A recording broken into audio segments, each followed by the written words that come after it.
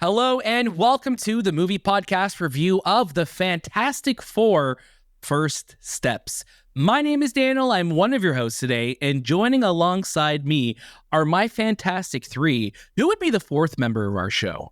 I wonder. We gotta figure that out. Our guests. Usually our guests. Our guests. Yeah. It's the audience. Me, Shahbaz, it's Anthony, and the audience. You go. Anthony brought it right on home and for us. Anthony hates the audience too, so it's very confusing. Wow. So much. No. So much. This is a review that we've been so excited to do from the very moment we saw, those first photos of what the Fantastic Four is going to be. They have a long lineage of being adapted to the big screen. We were talking about this today. It's every 10 years. Since 1994, we've basically had a new Fantastic Four, all to keep the rights. This is the first Fantastic Four film done under the Disney Marvel Studios umbrella, and we're going to let you know how it worked out this time. Of course, we will stay spoiler-free, and we want to say a huge thank you to our friends at Disney Studios Canada for inviting us to watch this film. We also have some really cool interviews out or coming out this week, so make sure you stay tuned on the movie podcast feed. We have Julia Garner, who plays Silver Surfer, Ralph Ineson, who plays Galactus, and director Matt Shakman making his return to the movie podcast to talk all about this film. And we do stay spoiler-free with them as well, so no worries about seeing anything to the end of this movie. Who shows up? What happens? Do they make it? Does this universe make it? We will not be answering that here. But what we will tell you is if this movie is worth your time or not, because we are the movie podcast. You can catch brand new episodes all throughout the week with new reviews, interviews, and discussions and all the latest movies and series. If you like what we're doing, check us out on social media. See our show notes below for everything you need to know and more. We're actually heading to San Diego Comic-Con this week, so we have lots of fun coverage coming your way. We're so excited to be going back to Hall H, back to San Diego after a year away. And I know we're all excited. Any quick thoughts on San Diego? Anthony, I'll start with you. I'm excited to go back. That's it. That's as quick as we're going to keep it. Shay, can you make it quicker than that? I'm excited. Okay. There we go. The Fantastic Four is out in theaters this Friday. And of course, it stars Pedro Pascal, Vanessa Kirby, Joseph Quinn, and Ebon Moss-Bachrach, who are just picture perfect, and we're going to tell you why. But Shahbaz, I would love for you to start us off. Mr. Pull Quote himself, give us your first reaction to the Fantastic Four First Steps. The Fantastic Four First Steps is truly unlike anything you've ever seen from Marvel. There's this level of Jetsons-like science fiction that's being overlaid with this superhero theme. I've always kind of wondered what The Incredibles would feel like in live action. And of course, Incredibles famously based off of the Fantastic Four. And of course, Michael Giacchino doing the score for both these movies as well. There's so much joy that kind of gets pumped through this movie. And it's the cast chemistry that I think really kind of makes it what it is. This is clearly Marvel's next masterpiece in terms of what they're trying to do, because they've had a bit of a rocky couple of films. Thunderbolts was their last film, which was fantastic. We absolutely loved it, but we don't really want to talk about the ones that kind of came before it. Fantastic Four, I think, is luckily continuing that streak of great films that they're known for, that Kevin Feige clearly had his hands a lot more involved in this one. And it's probably because you have a fantastic director like Matt Shakman behind the camera as well. Matt, who we've had on the show before, and now we're having him again for Fantastic Four. He has an eye. He has a way to make human empathy feel so much more tangible and real, and you can really kind of grasp it. And the characters, even though this is one of Marvel's shortest films at just about an hour and 58 minutes, not their shortest, but one of their shorter, you still kind of get the entire cast. And it helps that, a lot of these actors we know very, very well, but they really blend into who these characters are. So you see Pedro Pascal, but I'm really seeing Mr. Fantastic here. But the film and the heart of this movie, is really Vanessa Kirby. Sue Storm is the best. She's so damn good. And I hate to use this term because I feel like I sound like every interviewer out there that's been, using all the terms that the Fantastic Four have been thrown at, but she's really giving mother, literally, figuratively, however you want to describe it. She's so engaging. She's given this very powerful role and really anchors a lot of this film. And then you have someone like Joseph Quinn, who Johnny Storm, he's a ladies' man, he's kind of a joker, but you get to see a bit more of an interesting side to him here. And I think what I loved about this movie compared to the older Fantastic Four films is Johnny is really a lot of heart in this movie too. And of course, Ebon as the Thing and Pedro we talked about as Mr. Fantastic, they're all so damn good. And the challenges they're kind of going up against are world ending. This movie is also taking place in a completely different Marvel universe. It's Earth 828, as I recall. So it's a little bit different. But it all works. And I think what works the most about it is the score. It really has this mystical feeling of not mystical, I guess. It's more of this, I don't know. It's like Tomorrowland. It's Tomorrowland. Like a retro-futuristic Epcot type of absolutely music, right? It's very fresh, and I really, really loved it. The visuals are awesome too. Not always. There are some spots in this film where maybe it doesn't look its greatest, but I think overall I can kind of forgive that because of how the rest of the film looks and how it feels. But I had a great time with this. I felt very different about it because it felt like anything that I hadn't seen before. Yeah, I think when you're looking at the Fantastic Four First Steps, this is also the start of Phase 6. And Shay, you alluded to some other films that Marvel has come out. I think Phase 5 was a really difficult, bumpy road for Marvel. We had really high highs with Guardians of the Galaxy and, Thunderbolts, which I think are, the best films in this phase. And you also have Deadpool and Wolverine, which financially was a huge success for them. But then you had some really low points, and then you had a lot of Disney Plus series all kind of in the mix. So what the Fantastic Four First Steps has going for it is that it feels like a clean slate. And we're jumping into a world very much like we were talking about with Superman, where we're like, this is a very much established world. This is a world that feels very lived in. And of course, Matt Shakman, who killed it with WandaVision, brings that same sense of tangibility and that retro-futuristic vibe to this world. I love the use of their technology. I love the look of stuff. But there's some other grander issues that I think that I was feeling a lot while watching this film. And Shay, you mentioned the length, and this is a shorter film. And there's a lot that is going on in this movie that I think 2 hours or under 2 hours doesn't feel like it has enough time to really tell this larger story. This feels more like, okay, we're just trying to aim our sights to Doomsday. And even in that, doesn't feel like it is a bridge to what's coming in Avengers Doomsday, where, again, not to bring up Superman, where Superman felt like we were in a new universe and we have room to explore these future stories. This feels like, this is almost a 40th Marvel movie at this point. I love so much about what this film is, but it doesn't feel like we have a clear direction of what's moving forward. And I think that's troubling when our next films are Spider-Man, which we know is going to be more grounded, and then Avengers Doomsday. But if we're focusing on just this movie itself, and what works the most for this movie, just like what Shahbaz said, is this cast. Pedro, Ebon, Vanessa, Joseph. They are the perfect Fantastic Four. They're inspiring. They're so fun to watch. And they are the definitive version of who these characters are. I'm a big apologist for, the first Tim Story Fantastic Four film. I think that's a really fun 2005-ass movie. Not that it's a good movie, but the vibe of those four work really well together. And I liked seeing this film actually feel like a family. And that's where it really succeeds in making this Fantastic Four film feel like this is a family. And I wish we had a trilogy of them before we shoot them off into whatever is coming down the road with Doomsday. But I had a great time watching this movie. There's definitely more issues which we'll talk about down the road. But Anthony, please jump on in and let us know your thoughts on First Steps. Yeah, I think Stan Lee and Jack Kirby would be proud of this version of the Fantastic Four. It really captures that storytelling of what the 60s thought the future would look like, and now we can bring it to life. And it has that Tomorrowland vibe. It has the Incredibles, but the visuals for this film are really what stands out to me. Even though some of the visual effects are not the greatest, I still think it captures that time period. It adds a lot of practicality to a lot of the scenes, the set designs, the Fantastic Car, the Herbie, the robot, like all those things, when they're practical and they're part of this world building that they're creating, it just feels much nicer to watch on the big screen. And you have these amazing actors who are playing these amazing characters. And I think a lot of the commentary on these guys before this movie even started was, oh, it's not going to be good. Johnny Storm looks like crap. Da, da, da, da, da. The costumes look great. And when you see it on the big screen, like, man, like the chemistry's there.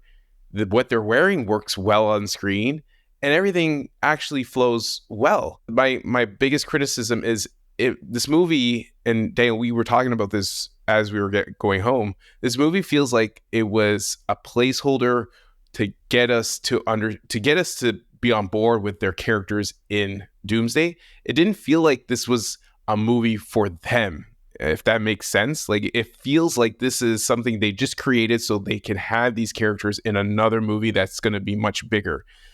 And I felt that with the time length of the film. I felt that with the pacing of the story.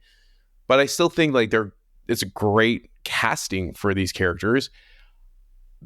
Galactus is a big part of the Fantastic Four. It's also a big part of the MCU. It's not just a Fantastic Four villain, it's a world villain, and it's hard to see that just the Fantastic Four are dealing with them. And there's also inclusions of the Watcher and all that stuff. So it's a bigger world, more end of world type of scenario. And when you have it just with these four characters, it kind of felt empty, even though I think Galactus was fantastic. I think that part of the movie was where I was having a lot of trouble, just like, I'm not going with what you're giving me. I'm starting to ask a lot of questions. And that's something that's from a comic book standpoint, like in my mind, it's like, yeah, well, that doesn't work or this doesn't work. But I think as a general movie for the MCU fans, for just having these characters included in this world and what is to come, I think it's a fantastic story. I think it's interesting that you bring that up, Anthony, about how this movie just kind of feels like you're introducing the characters to us and kind of having us get climatized to them. That way, when we see them in Doomsday, we're not so, where the hell do they come from? And I get it. I think audiences have been not given the greatest Fantastic Four films, especially the last one, Fan-4-Stick, just being the worst movie. Like, it was bad. And you don't have that trust for these characters anymore. So kind of like what we had with Superman, where, we're kind of being thrown into a couple of years into the cycle of these heroes. We've already gotten the montage of them fighting other characters and everything. It's almost very similar to how we got it in Superman. We're getting these episodic moments of different villains that they're kind of fighting. And overall, the arching villain over here is Silver Surfer and Galactus. And that part, I think, worked well. Is there a lot of them? Is there enough of them? No. But I do think maybe, and I'm hoping, Marvel has a bigger plan for these characters. I hope that this isn't the end of what we're seeing from them here. Not to get into spoiler territory, of course. But we know that the next film is Doomsday. I mean, not counting Spider-Man here, but really the next big event film here is Doomsday. And yeah, you're trying to get us there. And I think we're all kind of worried here. All three of us just kind of like, how are we getting there? Even with this film, you're still kind of like, how are we getting there? At the end of Thunderbolts, there's no direction. Like there's no direction. This film is like, we're in this universe. There's nothing. It's its own story. It's doing its own thing. This is a tee up to Doomsday, or it's like, even with, even when you look at like Captain Marvel, which came out before Endgame, or you look at Black Panther, which came out before Infinity War, there's clear ties. Like, yes, this is a story about them, but we're introducing a little bit more of what's to come in the future. This really they're fleshing out that saga, right? Those movies that you're talking about, Daniel, those movies are really fleshing out the Infinity Saga. Whereas so far with the Multiverse Saga, I don't even know really where we are anymore. Are we still in a multiverse? Like, yes, obviously, because we're getting different universes right now, but it's very hard to understand what the overarching goal is here, because one of the things that has been discussed a lot is Dr. Doom is not in this movie. That's not a spoiler. That is what they've said many times, that Robert Downey Jr. is not in this film. So how are we going to get there? Again, maybe it's a problem for when that time happens. Maybe they're going to hit it out of the park and we have been confused and wrong this whole time. Maybe this is the part of the bigger plan. But what this movie does well is it's a great standalone film. It kind of is a great film just on its own. But in the grander scheme, you're kind of wondering, is this really just to get us to know these characters? Yeah, and that's kind of where we are right now with them. And again, I think, the version of these characters that we're getting, and again, this cast is fantastic, not to be the pun, but I think I think in the grand scheme of it, when we're talking about heroes are only as good as their villains, right? Galactus is obviously a big part of this movie, big in terms of scale, and when that IMAX ratio opens up, it's really cool to see. But Galactus isn't really given much to do in this film. I mean, we've seen some shots of him in the trailer. We know that he's in New York City, but the grand plan to try and defeat Galactus, I think, is a little underbaked. And I think after that first, I think third of this film, where we're seeing the montage, which is phenomenal. Like the montage in this is like, I will watch that on loop because it makes me so happy as a Fantastic Four fan. Fantastic Four were some of the first comics I ever read from Marvel, and I absolutely adore this team. So it makes me so happy to see them done so well in this film, especially in a Silver Age movie. And I think that's what's so interesting to see is like we're setting this in the 60s, and I wish more comic book films took risks in setting their films in different decades. Like we have obviously different multiverses. Let's explore different decades within these multiverses because so many of these stories were told in this decade. And I think to see that, to see, Paul Walter Hauser as Bullman and have, Subterranea and things like that, like it's straight out of the Silver Age, and it's so fun to see that. But I think my biggest issue is when we're coming to the second and third acts of this film, it just feels like we're kind of staying in place, where we know Franklin Richards is in play, and there's not a lot of action in this movie. And I know that's a strange thing to say. We don't really see them fighting or doing much. It's a lot of running away. It's a lot of trying to redirect, but we don't really see them working as a team as much. We see them as a family, in the Baxter Building doing their thing.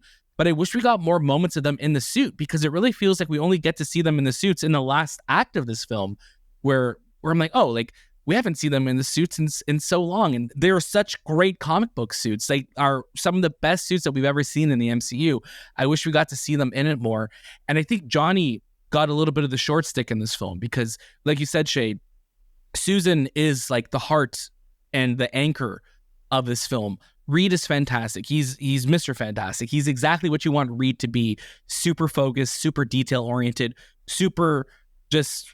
no, sarcasm works for him. He's just like exactly how you picture him to be. And then you have Ebon coming in as a Thing, who is just knocks it out of the park. He's such a picture perfect. He is exactly what I hear in my head when I'm reading the Thing in a comic book. But I think Johnny doesn't really get a lot to do in this film, and we don't get to see a lot of his, flourishes of just like his comedy. Yeah, he's sarcastic, he's witty, but he doesn't get a lot to do. So when he has kind of a bigger moment towards the second and third act in this film, I'm just like, that just feels like it came so out of nowhere, where we didn't feel like it was kind of an earned, thing that, oh, Johnny's been kind of working on this. You're like, hold on a second. That's never kind of been established that he's been the one to do that. So I think those are my big shortcomings with this film, is that, yes, the cast is phenomenal. Yes, we have an amazing group that are leading the Fantastic Four, and I would watch, 10 more movies with these characters. I just really wish that we had a trilogy, or we had more time to spend with them before it turned into a world-ending event, or before it turned into, and Franklin Richards isn't at play, because there's so much good here, and so much of that montage, I'm like, man, I wish we got to see more of what's happening there, because they've created such a rich world. I wish they just got to flesh it out a little bit more in the movie that we watched. It's funny you said that Johnny got the shorthand, because I thought the Thing got the shorthand, because the Thing was always a character who was struggling to be who he is, because he's always looking in the mirror and he sees someone who is not who he is. And there are hints of this in the movie, but it's never really talked about. I think a big part of the Fantastic Four is the Thing trying to go back to being a human, like looking like a human, and Reed never ever figuring it out. And I felt like I don't know, maybe they missed that part, because I think that kind of gave his character a little bit of sadness to just who he is, even though he's like part of this family and he's saving the world. this is the one problem that he cannot save or he cannot solve. That's always on his mind that he can't control. So I think they could have done a better job of just having that as a part of his character, where he kind of grows out of it, or just maybe works on it as the movie goes. I really feel like this movie has been edited a lot, because I was looking at sequences. Definitely feels that. I mean, we have complete characters who have been cut out. John Malkovich, who's in the trailer, completely cut out. He's mentioned. Red he's Ghost. mentioned, and I feel like there was probably more with Paul Walter Hauser as well too. There's probably a lot. Who's in it more than I thought, because, by the way. Yeah, but it's still not a lot though. Like, no, but I didn't expect him to be in it as much as he was, though. Okay, I just feel like we needed more just them interacting with characters, because we get them interacting a lot with each other, but we don't get them interacting a lot with everything else kind of going around them. Yeah. I would say, like, with Superman being the movie of, hope and instilling hope in people, I feel like this movie also does that. I think that's a good characteristic of another superhero film, just because this movie does instill hope in the people that live on this planet and the family dynamic. There's not a lot of... the only dark part of this movie is when Galactus shows up, or when Silver Surfer shows up, and she's saying, this guy's going to come and eat your world. That's the darkest part of this movie. It feels like they live in a really positive society. Even when the world's turning on them, it's just like, listen, let me just talk to you for a few minutes, and you're all going to be on my side again. Don't worry about it. But it's all about the approach, and I think they did a good job of doing that. They didn't need to go super dark, but I do think like those characteristics of the Thing dealing with his issues, or Galactus about to devour the world, if he needs to feel more, like there was that was missing from this movie. Yeah, Anthony, I want to echo your statements, because I found Johnny's story to personally be like really good. I think that it maybe didn't catch me off guard, as Daniel, like you're saying, that it came out of nowhere for you. For me personally, I felt like it made sense the way his arc was kind of going, because he seemed involved in those places. But to your point, Anthony, you're right. The Thing, he has his visual gags, he has his heartfelt moments, but I feel like his story was cut the most, because you're right. You don't get that, I want to go back to being a human. You have Natasha Lyonne's character, who really, I feel like, is added there, but there's nothing that kind of comes out of it. So the Thing is really the one that I felt personally got a lot more of the backseat in this one, other than some visual gags and some moments here and there. But I found Johnny's to be like, it made sense for what I think was happening. But yeah, no, there's I think a lot of, like you guys are saying, on the cutting room floor. Yeah, I think there's a lot, because I think at least with Ben, with the Thing, like, he had Natasha Lyonne, where with Johnny, it was just like, anytime Johnny wanted to tell the family with something, they're like, shut up, Johnny, like, we're doing something. And it felt like they did that joke a lot in the film. And then when he does something, you're just like, I don't believe he did that. I was just like, that was wild. There's no way Johnny Storm could do that. There's no way he did that. And that's why, because I was like, like, you feel like you've been telling this character to shut up and, like, to pay attention. And, this guy has aspirations. And I'm not saying he didn't get, like, the complete short end of the stick in this film. I just wish that he got more. And even with Ben, like, you have Natasha Lyonne in this, and I'm like, you have room to tell the story. I don't know why they wanted to have this film under 2 hours. You could have easily gone away with this being 220 and still had a lot of time to flesh out characters, because let's be real, the real people who got the short end of the stick are Silver Surfer and Galactus, because truthfully, I think the Silver Surfer in Rise of the Silver Surfer is a better interpretation of the character. I mean, there's a lot more fleshed out that Doug Jones and Lawrence Fishburne got to do in that film of who they are. And, unfortunately, I think Julia Garner got a little bit of a shorter end here, because all, the extent of her character is like, I herald your end. Sorry, this is what I have to do. And then even though we get a little bit more about her, there's not enough there. And I think when Galactus does come to Earth, that should feel like a holy shit moment. And not once did I feel like, holy shit. Even though he is massive, I never really felt his scale as much as I wanted to. I remember we saw that first, look at D23 and at Comic-Con last year with Galactus peeking in the window, and that felt really scary. And I think so much of those moments felt just very rushed in this third act. I'm like, I wanted to see more of what's happening because it's kind of chaotic of what the plan is and what Reed's plan is in this. And then, to hear that, they shot a lot of miniatures and there was a lot of practical stuff. They built Galactus' suit. And then you don't really see that, I think, in this film because it just kind of turns into big CGI ending. And I'm like, oh, where's that kind of like more, hands, made feeling that I was hoping we were getting? You definitely get that in the Baxter Building. But I think the third act of this film where it kind of steers into traditional MCU ending. But again, I know it sounds like I'm focusing more on what didn't work for me. The majority of this film did work for me, and I loved so much of this movie. Like, truthfully, I loved so much of this movie, and the score, especially from Michael Giacchino, is incredible. We're getting comic book films that feel ripped right out of the comic books, and this feels like it came right out of the comic books. And we need more films to embrace that because this is where we're getting the best stories being told, and we need to embrace where these stories are originating. Shall we get to our final reactions for the Fantastic Four First Steps? Yes, sir. Yeah, I'm trying to do Ralph's voice. Yeah. Yes. Great. Shahbaz, start us off. I had a blast watching Fantastic Four First Steps. I think this is a amazing introduction to these characters, to Marvel's first family. I'm going to try my best to not say fantastic anymore after this moment that I just said it, because honestly, I think we need to put a swear jar here, or like a fantastic jar. That one doesn't count because that one doesn't count. Fantastic jar? Fantastic jar. But the cast is fantastic. Oh my God, I did it right away. I didn't even. You know what? I'm just gonna end the recording right here because there's no point of continuing. No.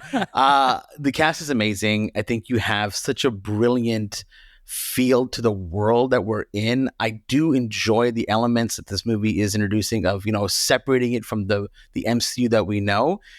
The prospects of the future are what scares me, but I can't knock that on this film because I have to talk about this movie on itself. And if the cast is great, if the story has some good moments in it, but I feel like, again, they cut out way too much from this movie to really bring it under 2 hours, which they didn't need to. Daniel, like you said, this movie could have been 220, and I think you would have allowed a lot more fleshing of these characters because that's what you kind of need. But overall, man, I had a great time. This is an IMAX film for sure because you see Galactus fully on that screen. I mean, it's kind of jaw-dropping, to be honest with you, when you're seeing how amazing he looks. Honestly, I thought he was going to be bigger. I thought he was going to be bigger. Yeah. Definitely, I thought he was going to be bigger, but he was still, if that guy showed up in my city, I'd be like, oh, man. Yeah, he wanted him to eat the world like popcorn. He was kind of giving me Ant-Man size vibes. I know he's probably bigger than Ant-Man. Oh, you mean like giant? Yeah, giant man, like in giant. Giant. In what's the one? Ant-Man and the Wasp, right? He goes really big in that one. Yeah. But he's pretty big still in this one. I'm sure he maybe has to eat a couple more planets to get to the size that he wants. He's watching his weight. But man, you got to watch this movie. You got to watch it in IMAX if you can. It's just a fun time, and I think overall there's this wonder to the film that I think really made it stand out for me, and I had a really good time watching it because of that. Yeah, I'm right there with you, Shahbaz. I think what works so well in this film is I was going to say the F word cast, but I feel like that sounds even worse. Whoa, you can't say that. Fantastic. You can't say that. No, but what I will say is that this is everything you could hope for in what the Fantastic Four is. This is Marvel's first family. This is the definitive take on Marvel's first family, and it's inspiring. I love the retrofuturism. I'm such a sucker for this type of era, and that's why, I think back to movies like Tomorrowland or like things like that, where there was such a coolness. Yeah, I know, but there was such like a coolness to this, like this. Okay, we're in the past, but we have cool technology, and where it works in this film when they lean into that. When we're in the '60s and we're using the restraints of their time, and you have this family dynamic. This movie is singing. It's absolutely beautiful. There are a lot of story issues for me. I think there's some things that they could have really fleshed out and would have solved those story issues had this movie had the time to be longer and to flesh out this family and the world around them. But other than that, honestly, this is everything I could have hoped for. This is what I've been wanting for for the Fantastic Four for so long, and it makes me excited to see where they're going to. I guess how they're going to interact next. We know where they're going to be next, but I really wish we had more time with this family, in previous films and films on their own to really establish this world. So when shit was going down, you feel even more scared and worried for them because you don't want anything to happen for them. But it's still a watch it. Anthony, take us on home. Yeah, it's a definite watch it, and it's a watch it in IMAX because those scenes when Galactus does show up and it uses the aspect ratio, fantastic to see. And I said the word fantastic. I said it again. Damn it, we said it. But this movie is simply fantastic. That's three strikes. You're out. People are downvoting us. They're unsubscribing. They hate it. I just think the character, like the casting of these characters, which I was like a little hesitant too. When you got Pedro Pascal, he's in like 400,000 movies this week alone. This week alone, you can see him in 3 films in theaters. Yeah. Playing Reed, you kind of have like this. Oh, is this going to work? Is the chemistry going to work? And it actually works. And Vanessa Kirby is that mother. She is what connects all of these 3 characters together, or 4 characters, including her, together, and creates this family. And I think this is, Daniel, like you said, the definitive version. This is when I think of the Fantastic Four. This is what I think. I think of that this Jetsons feel, the friendship between Ben and Reed, the brotherly sisterly love between Sue and Bobby. But I think this Johnny. Sorry, I was thinking of Bobby Iceman. I don't know why I was thinking about Iceman, but yeah, like I think where it leads to is what I have an issue with, that ending agenda for this film. I feels rushed, and it feels like I wanted more from this character, and I almost wanted this to be Doomsday than just a fantastic. I'm talking about Galactus being just a Fantastic Four character, but I also think that what it leads to is very vague. And if you watch the Thunderbolts and you see that scene, and you watch this movie, they don't connect, and that's a big issue for me. Unless that was a literal moment from Doomsday, which again, you kind of like... Which feels... Like, why didn't we get there? It feels like it has to be, right? Like, it feels like like even if it's a tease, or it's probably a moment surrounding it when we don't get the full version, like kind of like we did with Captain Marvel showing up in the her post-credit scene for Avengers. But it's giving, again, not to the same sin, or not to the same quality. Just stick with me with this. It's kind of giving me how it's like, hold on a second. We've had 2 Shazam movies and Black Adam's not showing up in it, but we had a Fantastic Four film, but Dr. Doom isn't in it, but he's going to be in an Avengers movie. It's like they want Doom to be an Avengers level threat, which he is, but you got to establish him, right? You got to show him off in the Fantastic Four film, so it makes why he hates them so much, right? Because is he a one and done character, or is he a 2 and done character? Like, are we just gonna get him in Doomsday and Secret Wars and that's it? Like, we got a lot of questions. A lot of time to wait. I mean, and there are we're going to be wondering. Yeah, there is a mid credits and a post credits. Mid credits is interesting. It might frustrate you, might not, and it doesn't answer the questions that we want. And the post credits is fun. It's a fun one. So if you really have to go to the washroom, go after the first mid-credits one. Yeah. But that's all we got for you here on the Movie Podcast today. Like I said, we're going to be at San Diego Comic-Con this week. So if you have any questions for us, we have our Discord channel open. We're going to be having a Fantastic Four room open to talk all about this film. Full spoiler warning there if you do join. It is it's a kind of a closed room, so you won't get the notifications. I don't know how it works, but it does work really well. We have some great conversations going in there. Of course, Oppenheimer room is still open, still going strong. Never closes. Of course, it's never going to close. When the Odyssey comes out, though, we'll have to open that room and still keep Oppenheimer. And we'll still keep Oppenheimer. There you go. Of course, if you like what we're doing, follow us on socials, follow us on TikTok, see all the fun stuff that we're getting up to at Comic-Con and for the rest of the summer. I feel like, the big movies that we've been waiting for are all like, they have arrived. So I'm really curious to see what's going to happen towards the end of the summer. But of course, this is the Movie Podcast, and we love what we're doing here, and we just want to keep doing it for you. So that was this time with the Movie Podcast, and we'll see you next.